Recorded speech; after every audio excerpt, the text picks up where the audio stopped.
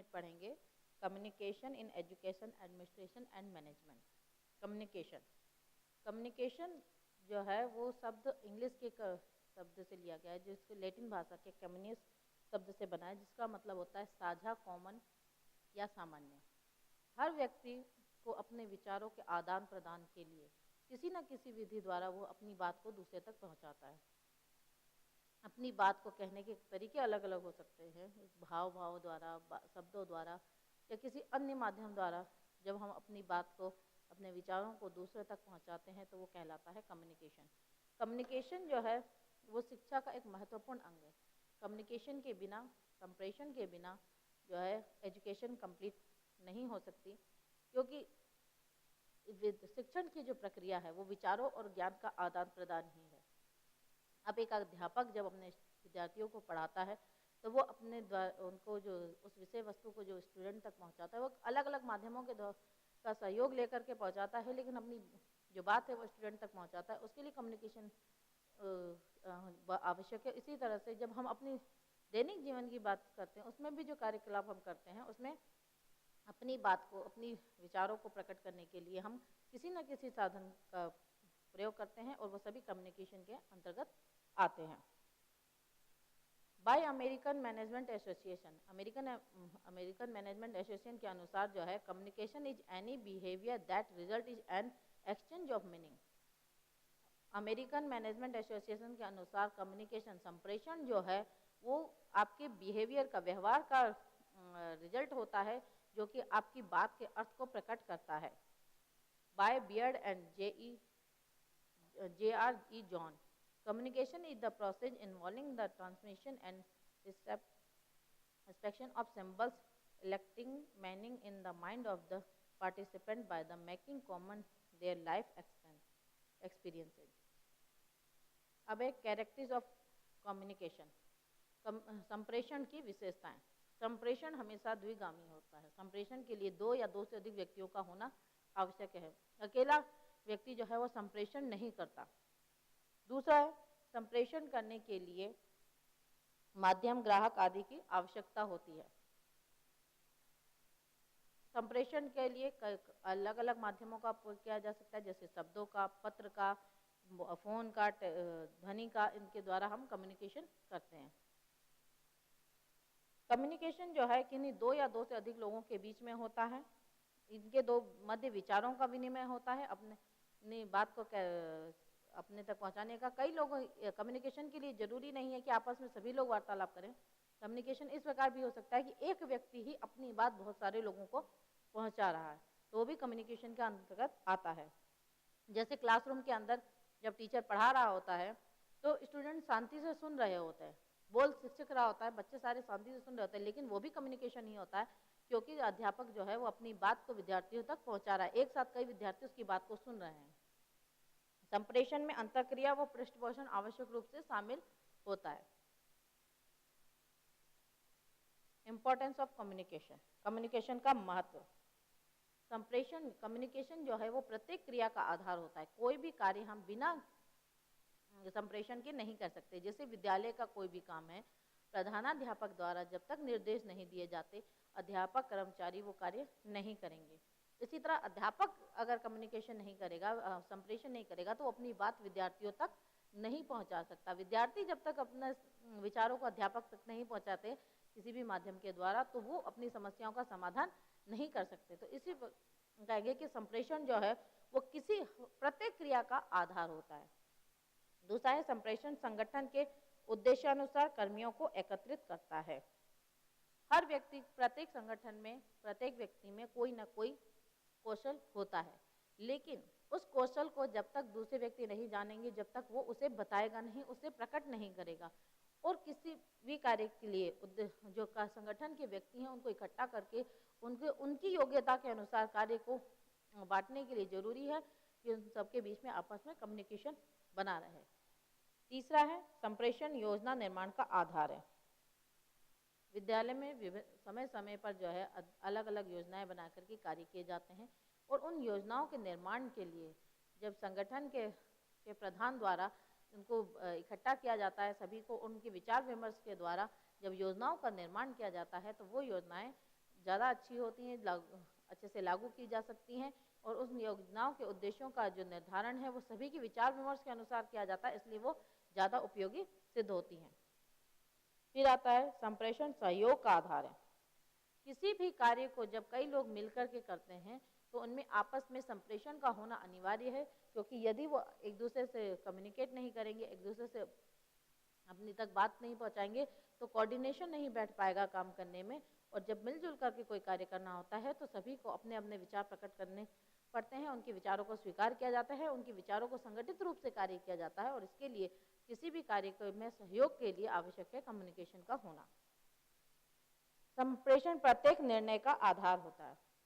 कोई भी संगठन द्वारा जब निर्णय लिया जाता है तो उस निर्णय को सभी लोगों तक किसी न किसी माध्यम से उस संगठन के सभी लोगों तक वो जो है सूचना, जो निर्णय है वो पहुंचाया जाता है, और उस निर्णय को पहुंचाने के लिए किसी न किसी कम्युनिकेशन के प्रकार को काम में लिया जाता है। वो भले लिखित हो, भले वो मेल के द्वारा हो, या भले वर्बली बोल करके बताया गया हो, किसी न किसी माध्यम के द्वारा जब तक निर्णय जो लिए गए डिसीजंस हैं वो तक नहीं पहुंचेंगे तो वो उसको निर्णय जो भी निर्णय है उसे लागू नहीं किया जा सकता। सभी को उन निर्णयों को, उन डिसीजंस को जो लिया गया है वो पता होने के लिए भी कम्युनिकेशन जरूरी है। और एक संस्था प्रधान जब कोई निर्णय लेता है, कोई डिसीजन लेता है, तो वो उन्हें अपने स्टूडेंट तक, अपने प्रधानाध्यापक, अपने कर्मचारियों तक उसी के माध्यम से पहुंचाता है। फिर आता है संप्रेषण आपसी संबंधों का आधार होता है। जब दो लोग आपस में कोई कार्य कर रहे हों, या विद्यालय में अध्यापक और स्टूडेंट है, प्रधानाध्यापक और अध्यापक हैं, इन लोगों के बीच के संबंध तभी अच्छे रहेंगे जब इन लोगों के बीच में जो है संप्रेषण बना रहे। कई बार संप्रेषण की कमी की वजह से गलतफहमियां पैदा हो जाती हैं और जो है काम में रुकावट आती है, इसीलिए बराबर संप्रेषण का बना रहना आवश्यक है अच्छे संबंधों के लिए। संप्रेषण अभिप्रेरणा देने वाला होता है। जब प्रधानाध्यापक या संस्था प्रधान या किसी भी संगठन का प्रधान जो है वो अपने कर्मचारियों को, अपने अधीनस्थ कार्य करने वाले लोगों को या विद्यार्थियों को किसी भी कार्य के लिए प्रोत्साहित करने हैं, तो जब वो बात कहता है तो वो अभिप्रेरणा का कार्य करता है, और इसके लिए भी कम्युनिकेशन या संप्रेषण का होना आवश्यक है। फिर एक संप्रेषण से कार्य की गति आंकी जा सकती है। प्रबंधन द्वारा जो समय समय पर कार्य में आने वाली बाधाओं व कमियों के बारे में विचार विमर्श करके उन कमियों को दूर करके कार्य में गति बढ़ाई जा सकती है। नीतियों के प्रति संवेदनशीलता का ज्ञान। जब कोई नीति का निर्माण किया जाता है तो उस नीति के संबंध में लोगों के क्या विचार हैं, इनको जानने के लिए भी संप्रेषण आवश्यक है। पुनर्बलन हेतु, जब कोई व्यक्ति कार्य कर रहा है और उसे उस कार्य के प्रति प्रोत्साहन ना मिले, उसे पुनर्बलन ना मिले, तो वो कार्य में धीरे धीरे शिथिलता आ जाती है। जब कार्य के प्रति लगातार पुनर्बलन मिलता रहता है तो कार्य को वो ज़्यादा सक्रिय तरीके से करता है, और इसके लिए पुनर्बलन के लिए जो है संप्रेषण का होना अति आवश्यक है। संप्रेषण संस्था के उद्देश्यों व नीतियों से परिचित कराने हेतु आवश्यक है।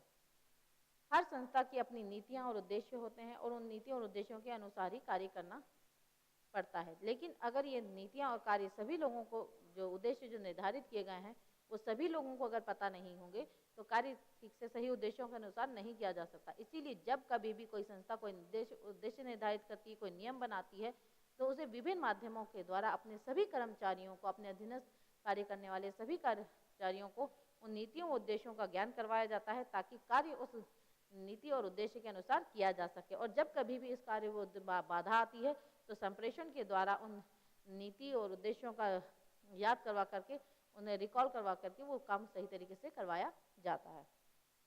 संप्रेषण संस्था की गतिविधियों का प्रबंधन करने के लिए संस्था द्वारा समय समय पर विभिन्न गतिविधियां संचालित की जाती हैं, और इन गतिविधियों को संचालित करने के लिए आवश्यक है संप्रेषण का होना। जो भी गतिविधि संचालित की जा रही है उसे किसका, कौन सा कार्यभार किसको दिया जाएगा, कब दिया जाएगा, ये बताने के लिए जो है संप्रेषण का होना आवश्यक है। संप्रेषण द्वारा सुरक्षा हेतु मार्गदर्शन।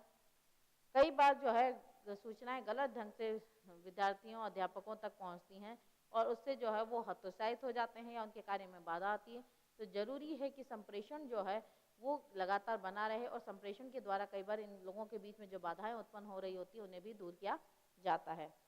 उन्हें सकारात्मक परिवर्तन हेतु उत्साहित किया जाता है। जैसे कई बार किसी नियम और नीति के बारे में विद्यार्थियों में गलतफहमी हो जाती है, वो आंदोलन पे उतर आते हैं, विद्रोह करने लगते हैं, अध्यापकों के खिलाफ एक्शन लेने के लिए मांग करने लगते हैं।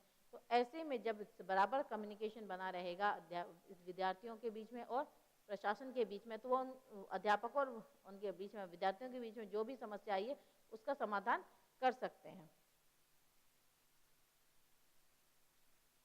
फिर है प्रोसेस ऑफ कम्युनिकेशन, संप्रेषण की प्रक्रिया। संप्रेषण की प्रक्रिया जो है वो इस मॉडल के द्वारा समझी जा सकती है कि इसके अंदर जो है 7 मुख्य तरह। सबसे पहला आता है कम्युनिकेटर, फिर आता है मैसेज से इनकोडिंग, फिर मीडिया, फिर डिकोडिंग, फिर रिसीवर और फीडबैक। कम्युनिकेटर, संप्रेषक, यह वह व्यक्ति होता है जो अपने विचारों को, अपनी बात को, सूचना को दूसरे तक पहुंचाता है। ये इस कम्युनिकेशन के प्रोसेस का पहला ध्रुव होता है। ये कम्युनिकेशन की प्रक्रिया को प्रारंभ करता है। जैसे प्रधानाध्यापक या अध्यापक जब कोई अपनी बात विद्यार्थियों को देना चाहते हैं तो इसमें संप्रेषक की जो भूमिका है वो अध्यापक या प्रधानाध्यापक निभा रहा होता है। फिर मैसेज, वह सूचना या तथ्य जो लोगों तक पहुंचाना है वो इसके अंतर्गत आता है। कम्युनिकेटर द्वारा, संप्रेषक द्वारा यही संदेश जो है वो दूसरे तक पहुंचाया जाता है। ये किस फिर आता है इनकोडिंग, भाषा। ये जो है कूटनीतिक भाषा कह सकते हैं इसे। संकेत, शब्द, भाषा किसी भी रूप में दिया जा सकता है, लिखित रूप में दिया जा सकता है, बोल के दिया जा सकता है, चित्र के रूप में दिया जा सकता है, संकेत के रूप में दिया जा सकता है। ये जो प्रक्रिया है वो इनकोडिंग कहलाती है। फिर आता है संप्रेषण का माध्यम। जो भी संदेश है जो कम्युनिकेटर द्वारा, संप्रेषक द्वारा दूसरों तक पहुंचाई जा रही है वो किस माध्यम के द्वारा पहुंचाई जा रही है। वो डायरेक्ट बोल करके हो सकती है, वो लिखित में पत्र द्वारा हो सकती है, टीवी पर सूचना प्रसारित करके हो सकती है, रेडियो पर हो सकती है, वो इंटरनेट के द्वारा, मेल द्वारा भेजी जा सकती है। किसी भी माध्यम के द्वारा जब सूचना भेजी जाती है तो उसे मीडियम या माध्यम कहा जाता है। फिर डिकोडिंग। डिकोडिंग का मतलब है वह संदेश या जो प्राप्त किया गया है उसका अर्थ निकालना। रिसीवर द्वारा जब जो भी है, जब सूचना प्रदान जिस तक पहुंचाई गई है वो व्यक्ति जब भेजे गए उसका मैसेज का जब अर्थ निकालता है तो वो डिकोडिंग कहलाती है। और फिर फीडबैक, रिसीवर वह व्यक्ति होता है जिसे संदेश भेजा गया है। वह एक व्यक्ति भी हो सकता है, वो बहुत सारे व्यक्ति भी हो सकते हैं। ये दूसरा ध्रुव होता है संप्रेषण क्रिया का। पहला होता है संप्रेषक जो संदेश भेज रहा है और दूसरा होता है रिसीवर जिससे संदेश भेजा जाता है। संप्रेषण की पूरी प्रक्रिया जो है इन दोनों के बीच में से होकर के गुजरती है। और जब रिसीवर उस संदेश को प्राप्त करके उस विचारों को स्वीकृत करता है या उन विचारों के प्रति अपने विचार प्रकट करता है तो वो फीडबैक के अंतर्गत आता है। अब आता है डायरेक्शन ऑफ कम्युनिकेशन, संप्रेषण की दिशा। संप्रेषण जो है ऐसे तो देखने में एक ही तरह की प्रक्रिया लगती है लेकिन ये अलग अलग दिशाओं में कार्य करती है। जैसे कई बार हम सीधे किसी व्यक्ति को कह रहे होते हैं कि भाई मेरी बात सुनो, वो व्यक्ति हमारे सामने जब उपस्थित होता है। कई बार हम अनुपस्थित व्यक्ति को कह रहे होते हैं, कई बार हम एक व्यक्ति को कह रहे होते हैं, कई बार हम बहुत सारे व्यक्तियों को एक साथ सामूहिक रूप पे कह रहे होते हैं। तो इस तरह से जो है कम्युनिकेशन की जो दिशाएं हैं वो अलग अलग तरीके से होती हैं। इसमें हम इसको मेजर 2 भागों में बांटा गया है। एक है फॉर्मल फ्लो ऑफ कम्युनिकेशन और दूसरा इनफॉर्मल फ्लो ऑफ कम्युनिकेशन, औपचारिक संप्रेषण और अनौपचारिक संप्रेषण। औपचारिक संप्रेषण वो कहेंगे जिसमें जो है विधिवत रूप से संप्रेषण किया जाता है, जिस संप्रेषण को करने के पीछे कोई उद्देश्य हो और वो डायरेक्ट किया जाए। इसके भी कई रूप है, जैसे downward flow of communication, upward flow of communication, horizontal flow of communication और diagonal flow of communication. Downward flow of communication, जब इस कम्युनिकेशन पद क्रम अनुसार होता है तो उसे डाउनवर्ड फ्लो ऑफ कम्युनिकेशन कहते हैं, निम्नगामी संप्रेषण। इसके अंदर जैसे शिक्षा निर्देशक जो है वो अपने निर्देश को देता है, अतिरिक्त शिक्षा निर्देशक को अतिरिक्त शिक्षा निर्देशक देता है, शिक्षा संयुक्त निर्देशक को शिक्षा संयुक्त निर्देशक देता है, उप शिक्षा निर्देशक को। तो इस तरह से स्टेप बाय स्टेप जो है पद के अनुसार जब कोई सूचना भेजी जाती है तो उसे ऊपर के पद से नीचे के पद की ओर जब कोई सूचना दी जाती है तो उसे निम्नगामी फ्लो ऑफ क्या डाउनवर्ड फ्लो ऑफ कम्युनिकेशन, निम्नगामी संप्रेषण कहा जाता है। फिर आता है अपवर्ड फ्लो ऑफ कम्युनिकेशन, नीचे से ऊपर की ओर पद में सूचना का प्रचार। जैसे जब कोई कार्य अपने अधीनस्थों को दिया जाता है तो अधीनस्थों द्वारा जब कोई सूचना नीचे से ऊपर की तरफ अपने अधिकारियों को दी जाती है तो वो अपवर्ड कम्युनिकेशन कहलाती है। इस प्रकार के संप्रेषण में संस्थान में उत्पादकता कुशलता कार्य हेतु वातावरण का निर्माण होता है। इस प्रकार के संप्रेषण के लिए अधीनस्थ पत्र व्यवहार, मीटिंग, मूल्यांकन, पर्यवेक्षण, बातचीत विद्या की सहायता लेकर के करते हैं। जैसे एक विद्यालय में प्रधानाध्यापक ने किसी भी कार्य का एक आयोजन करने के लिए, किसी भी जयंती का, किसी भी कैंप का, किसी मेले का ऑर्गेनाइजेशन करने के लिए उन्होंने एक कमेटी को निर्धारित किया। अब जिन जिन व्यक्तियों को जो जो कार्य किया गया वो अपने से ऊपर वाले व्यक्ति को उस सूचना को देते हैं और इस तरह से करते करते पूरी सूचना जब प्रधानाध्यापक तक पहुंचती है तो नीचे से ऊपर के क्रम में जब ये सूचनाएं पहुंची तो ये कहलाता है अपर फ्लो ऑफ कम्युनिकेशन। जैसे अध्यापक द्वारा संदेश प्रभारी अध्यापक को दिया गया, प्रभारी अध्यापक द्वारा प्रधानाचार्य को दिया गया, प्रधानाचार्य द्वारा जिला शिक्षा अधिकारी को दिया गया, जिला शिक्षा अधिकारी द्वारा शिक्षा निर्देशक को जब ये सूचना पहुंचाई गई तो ये कहलाया अपवर्ड फ्लो ऑफ कम्युनिकेशन। फिर आता है क्षैतिज हॉरिजेंटल कम्युनिकेशन। जब सूचना जो है एक समान पद वाले व्यक्तियों के बीच में या एक विभाग से दूसरे विभाग के बीच में जब कम्युनिकेशन होता है, संप्रेषण होता है, जानकारी का आदान प्रदान होता है तो उसे हॉरिजेंटल फ्लो ऑफ कम्युनिकेशन कहा जाता है। एक अध्यापक जो है जब संदेश देता है, एक अध्यापक जब दूसरे अध्यापक को संदेश देता है, जब एक विद्यालय का प्रधानाध्यापक दूसरे विद्यालय के प्रधानाध्यापक को देता है या एक विद्यालय का संस्था प्रधान जो है वो सरपंच को देता है या जब संस्था प्रधान ग्राम प्रधान को जब कोई सूचना देता है तो वो हॉरिजेंटल फ्लो ऑफ कम्युनिकेशन के अंतर्गत आता है, क्षैतिजी संप्रेषण के अंतर्गत आता है। फिर आता है चौथा डायगोनल फ्लो ऑफ कम्युनिकेशन, विकर्ण संप्रेषण। या इस संप्रेषण में पदानुक्रम का महत्व नहीं होता। जैसे कई बार जिला शिक्षा अधिकारी डायरेक्ट अध्यापक से कम्युनिकेट करता है, संप्रेषण करता है, उसे सूचना देता है, उसे जानकारी मांगता है। इसमें प्रधानाध्यापक का बीच में से रोल गायब हो जाता है तो इसे विकर्ण संप्रेषण कहते हैं। जैसे जिला शिक्षा अधिकारी द्वारा डायरेक्ट संदेश जो है वो अध्यापक से मांग लिया गया तो ये हुआ विकर्ण flow of communication, diagonally flow of communication. फिर आते हैं इनफॉर्मल फ्लो ऑफ कम्युनिकेशन, अनौपचारिक संप्रेषण। ये जो है संप्रेषण औपचारिकताओं से दूर होता है, इसमें प्रबंधन के ढांचे में ढला हुआ नहीं होता और इसमें पदानुक्रम का पालन नहीं किया जाता। जैसे कई बार जो है ऐसे ही जब कोई अधिकारी किसी विजिट पे आया, किसी स्कूल के विजिट पे आया और उसने जो है ऐसे फॉर्मली बातचीत करते हुए जब कोई इन्फॉर्मेशन अपने वहाँ के अध्यापकों से मांगी या बातचीत करते हुए उनकी समस्याएं पूछी या अध्यापक ने क्लास में जाकर प्रधानाध्यापक ने क्लास में जाकर के ऐसे ही जनरल वे में बच्चों से बातचीत की, उनकी समस्याओं को जाना, वो किसी विशेष प्रयोजन से वहाँ नहीं गए, उन्होंने ऐसे ही बातचीत करते हुए बच्चों से जब उनके बारे में जाना तो उसको कहते हैं इनफॉर्मल फ्लो ऑफ कम्युनिकेशन, अनौपचारिक संप्रेषण, जिसमें कठिनाइयों, समस्याओं और के बारे में बातें की जाती हैं। इसके बीच में कई बार हंसी मजाक भी होता है, कई बार ऐसे ही सामान्य बातचीत करते हुए भी इसमें से जानकारी ली जाती है। अब औपचारिक संप्रेषण व अनौपचारिक संप्रेषण में अंतर क्या है? औपचारिक संप्रेषण जो है वो प्रबंधन द्वारा किया जाता है जबकि अनौपचारिक जो है वह कर्मचारियों द्वारा शुरू होता है। औपचारिक की गति बहुत तीव्र होती है, धीमी होती है। औपचारिक संप्रेषण जो है वो धीमी गति से होता है क्योंकि वो स्टेप बाय स्टेप से लोगों तक पहुंचता है, जबकि जो अनौपचारिक संप्रेषण है वो बहुत तीव्र गति से होता है। इसमें औपचारिक में मार्ग निर्धारित होता है जबकि अनौपचारिक संप्रेषण में मार्ग निर्धारित नहीं होता है।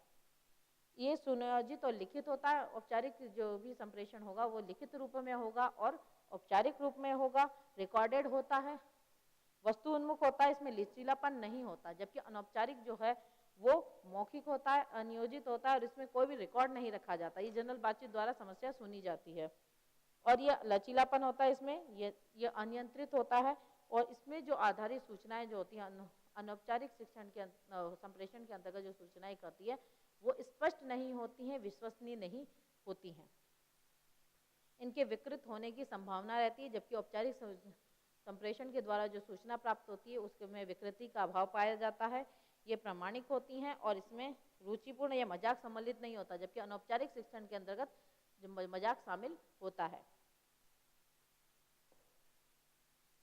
अब आता है पैटर्न ऑफ कम्युनिकेशन।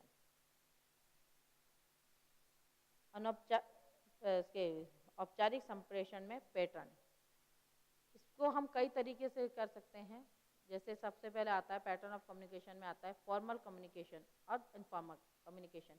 इसमें फॉर्मल कम्युनिकेशन के अंदर हम इसे कई भागों में बांटते हैं। जैसे सबसे पहले आता है चेन पैटर्न। चेन पैटर्न के अंतर्गत जो कम्युनिकेशन है वो पद के अनुसार ऊपर से नीचे की ओर कम्युनिकेशन होता है। जैसे कोई भी अगर सूचना मांगी गई है तो शिक्षा सचिव द्वारा शिक्षा निर्देशक द्वारा अधिकारी को, अतिरिक्त निदेशक को, फिर संयुक्त निदेशक से निदेशक को, फिर जिला अधिकारी को, और उसके बाद प्रधानाध्यापक तक वो सूचना की जो है पद के अनुसार स्टेप बाय स्टेप चलती हुई आती है। तो इसे कहते हैं चेन पैटर्न, जिसके अंदर जो है हर जिस कार्य के लिए जो व्यक्ति उत्तरदायी है उसी व्यक्ति से वो जो है का बात पूछी जाती है। वो अपने से अधीनस्थ से पूछेगा, वो अपने से अधीनस्थ से पूछेगा। अब आता है दूसरा है वाई पैटर्न। वाई पैटर्न जो है वो चेन पैटर्न का बदलाव, श्रृंखला पैटर्न का बदलाव रूप है, जिसमें कई बार दो अधिकारी समान पद के होते हैं और उन दोनों से वो सूचना मांग करके फिर उससे अधीनस्थ की तरफ जब कोई बात जाती है तो वो एक वाई का रूप ले लेता है और इसी को वाई पैटर्न कहते हैं। जैसे शिक्षा परामर्शदाता और प्रावधिकी शिक्षा ब्यूरो, ये दो बराबर ये पद के लोग हैं, तो ये एक के बाद एक ही आते हैं और उसके बाद ये दोनों ऊपर से नीचे के क्रम में आए और उसके बाद दो समान पदों वाला से उन्होंने इन्फॉर्मेशन मांगी है। जैसे संयुक्त शिक्षा परामर्शदाता प्रावधिकी और संयुक्त शिक्षा परामर्शदाता विशिष्ट शिक्षा, ये दो समान पदों वालों से इन्होंने जब मांगा है, क्या इन्फॉर्मेशन मांगी है, तो ये वाई के आकार में जब ये पैटर्न हो गया तो इसे वाई पैटर्न कहा जाता है। फिर आता है व्हील पैटर्न। व्हील पैटर्न चक्र, इसके अंदर एक व्यक्ति प्रमुख होता है जो अलग अलग लोगों के द्वारा सूचनाएं मांगता है या उन्हें निर्देश देता है। ऐसे में उस सारी सूचनाओं का आदान प्रदान जो है वो सर्कल के तौर पे घूमता है और बीच में केंद्र में कोई व्यक्ति विशेष होता है। जैसे किसी संस्था का प्रधानाध्यापक हुआ, किसी संगठन का प्रधान हुआ, या वो व्यक्ति जिसे वो कार्य सौंपा गया और उसने उससे संबंधित कार्य जो है अन्य लोगों को सौंपे हैं, तो वो सभी मिलकर के एक दूसरे के साथ सूचनाओं का आदान प्रदान करते हुए वो सीधे उस जो सेंटर वाला व्यक्ति उसे जब अपनी सूचनाओं का पहुंचाते हैं तो वो जो है वो व्हील पैटर्न के अंतर्गत आता है, चक्रीय संरचना के अंतर्गत आता है। जैसे एक प्रधानाध्यापक ने एक विद्यालय के कार्यों को अलग अलग अध्यापकों को बांटा, तो वो सभी लोग जो हैं अपनी सूचनाएं जो हैं अपने कार्य से संबंधित सूचनाएं सारी की सारी प्रधानाध्यापक को देते हैं और इस तरह से जो है सेंटर में प्रधानाध्यापक होता है और उसके इर्द गिर्द सारे अध्यापक होते हैं। फिर आता है वृत्ताकार सर्कल पैटर्न। इसके अंदर सेंटर में कोई नहीं होता।